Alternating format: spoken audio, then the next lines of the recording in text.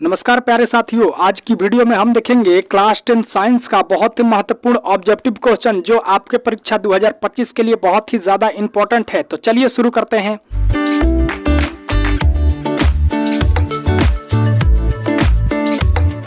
पहला क्वेश्चन हमारा बोलता है सिल्वर क्लोराइड का रंग कैसा होता है। जल्दी बताइए कि सिल्वर क्लोराइड का रंग कैसा होता है। ए ऑप्शन है काला, बी ऑप्शन है नीला, सी ऑप्शन है लाल, डी ऑप्शन है श्वेत।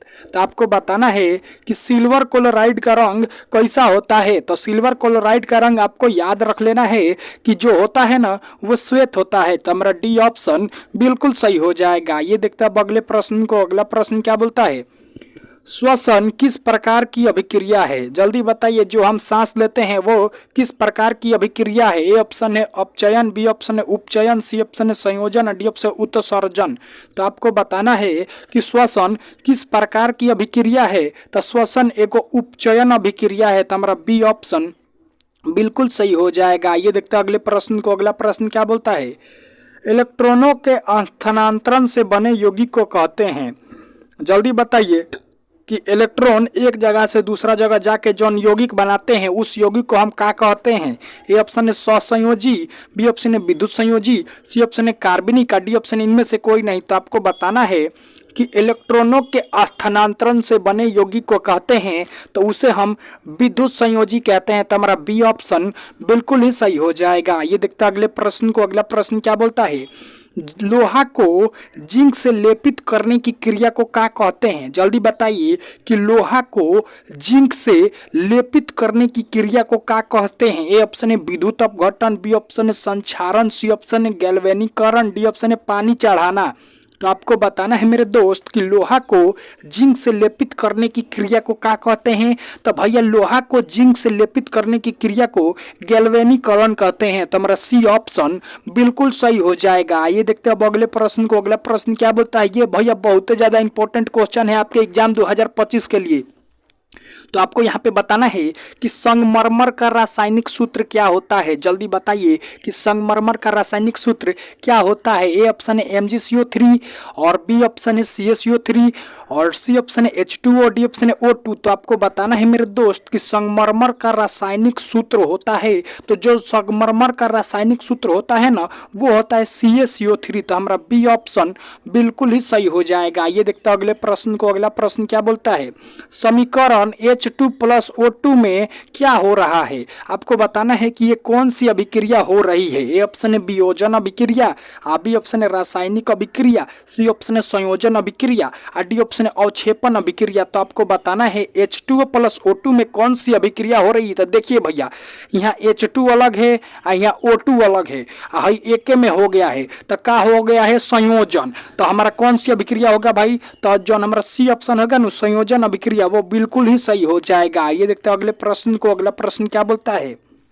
जिंक और लेड कॉपर की अपेक्षा क्या होता है। ए ऑप्शन है समान क्रियाशील, बी ऑप्शन है अधिक क्रियाशील, सी ऑप्शन है कम क्रियाशील, डी ऑप्शन इनमें से कोई नहीं। तो आपको बताना है कि जिंक और लेड कॉपर की अपेक्षा क्या होता है। तो भैया अधिक क्रियाशील होता है। तो हमारा बी ऑप्शन बिल्कुल ही सही हो जाएगा। ये देखते हैं अगले प्रश्न को। अगला प्रश्न क्या बोलता है, अधात्विक ऑक्साइड को कहते हैं। जल्दी बताइए कि अधात्विक ऑक्साइड को हम क्या कहते हैं। ए ऑप्शन है क्षारीय ऑक्साइड, बी ऑप्शन है अम्लीय ऑक्साइड, सी ऑप्शन है पारा ऑक्साइड, डी ऑप्शन इनमें से कोई नहीं। तो आपको बताना है मेरे दोस्त कि अधात्विक ऑक्साइड को हम कहते हैं क्या कहते हैं भाई, जो अधात्विक होता है उसको हम क्षारीय ऑक्साइड कहते हैं और जो धात्विक होता है उसको हम अम्लीय ऑक्साइड कहते हैं। तो हमारा ए ऑप्शन बिल्कुल सही हो जाएगा। ये देखते हैं अगले प्रश्न को। अगला प्रश्न क्या बोलता है, निम्नलिखित में कौन ऑक्सीकारक है। जल्दी बताइए इसमें कौन ऑक्सीकारक है। ए ऑप्शन है CO, बी ऑप्शन है H2O, सी ऑप्शन है O2 और डी ऑप्शन है H2S। तो आपको बताना है इसमें कौन ऑक्सीकारक है। तो जो हमारा O2 होगा ना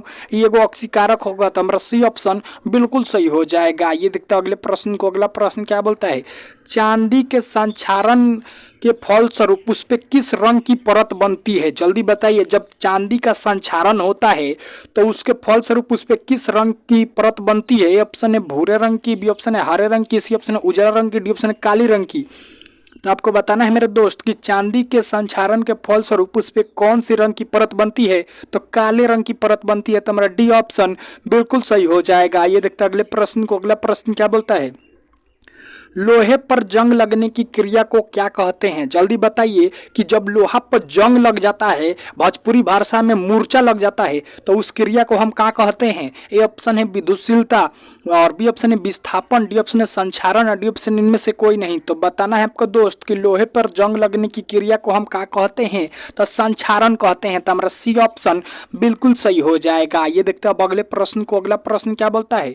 श्वसन किस प्रकार की रासायनिक अभिक्रिया है? जल्दी बताइए कि श्वसन किस प्रकार की रासायनिक अभिक्रिया है? ए ऑप्शन है उपचयन, बी ऑप्शन है अपचयन, सी ऑप्शन है ऊष्माक्षेपीय, डी ऑप्शन है संयोजन। तो आपको बताना है मेरे दोस्त कि श्वसन किस प्रकार की रासायनिक अभिक्रिया है। तो श्वसन एगो उपचयन रासायनिक अभिक्रिया है। तो हमारा ए ऑप्शन बिल्कुल सही हो जाएगा। ये देखते हैं अब अगले प्रश्न को। अगला प्रश्न क्या बोलता है?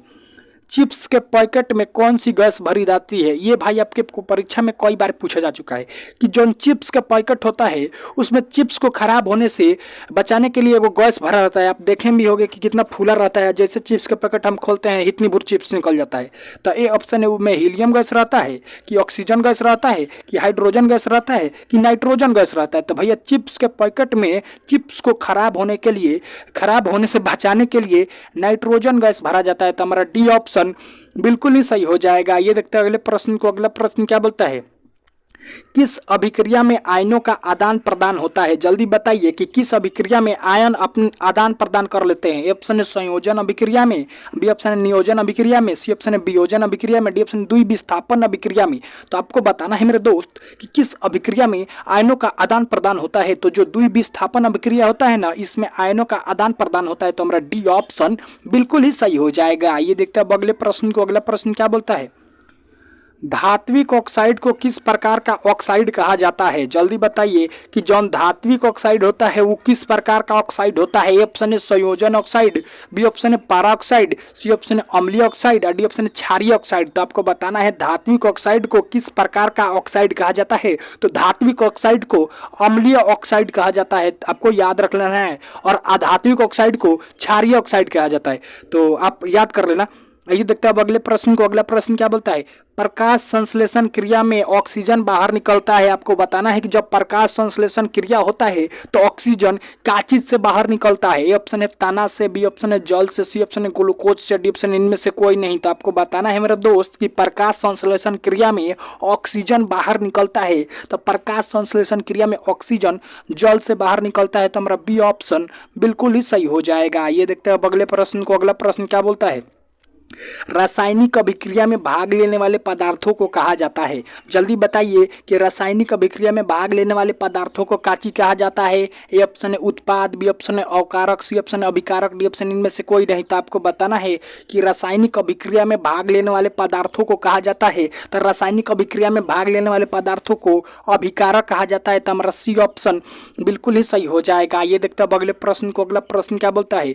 जल में हाइड्रोजन और ऑक्सीजन का परमाणु अनुपात कितना होता है? जल्दी बताइए कि जल में हाइड्रोजन और ऑक्सीजन का परमाणु अनुपात कितना होता है? तो भैया 2:1 होता है। तो हमारा बी ऑप्शन बिल्कुल सही हो जाएगा। ये होगा हाइड्रोजन का, ये होगा ऑक्सीजन का। ओके, आइए देखते हैं अब अगले प्रश्न को। अगला प्रश्न क्या बोलता है?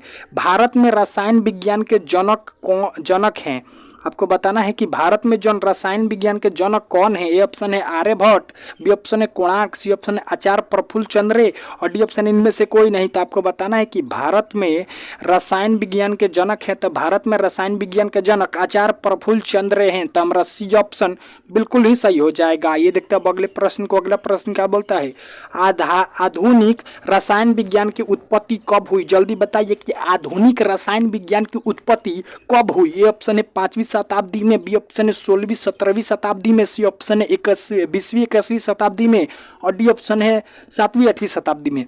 तो आपको बताना है मेरे दोस्त कि आधुनिक रसायन विज्ञान की उत्पत्ति कब हुई? तो भैया 16वीं 17वीं शताब्दी में हुई। तो हमारा बी ऑप्शन बिल्कुल सही हो जाएगा। जैसे आज की वीडियो में हमने जो रसायन केमिस्ट्री है उसका ऑब्जेक्टिव देखें, कल की वीडियो में हम फिजिक्स का देखेंगे, परसों की वीडियो में बायोलॉजी का वीडियो देखेंगे। तो इसीलिए आप हमारे चैनल सीधा क्लास को जरूर सब्सक्राइब कर दीजिए, क्योंकि यहाँ पे रेगुलर ऑब्जेक्टिव का वीडियो अपलोड होता रहता है। तो डू सब्सक्राइब सीधा क्लास।